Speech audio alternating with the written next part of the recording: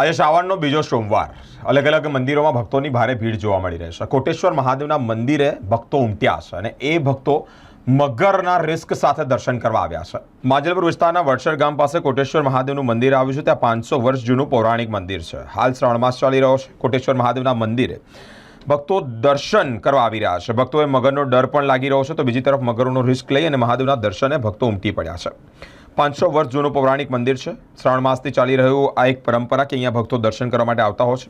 કોટેશ્વર જવાના માર્ગ પર વરસાદી પાણી ભરાઈ જાય છે। અહીંયા મગરો પણ જોવા મળતા હોય છે, ત્યારે ભક્તોએ પોતાનો જીવનો રિસ્ક લઈ અને દર્શન કરવા આવી રહ્યા છે।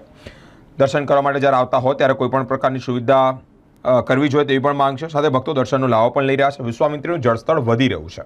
કોટેશ્વર મહાદેવ મંદિર તરફ જવાનો માર્ગ ઘૂંટણસમાં પાણી પણ ભરાયા છે।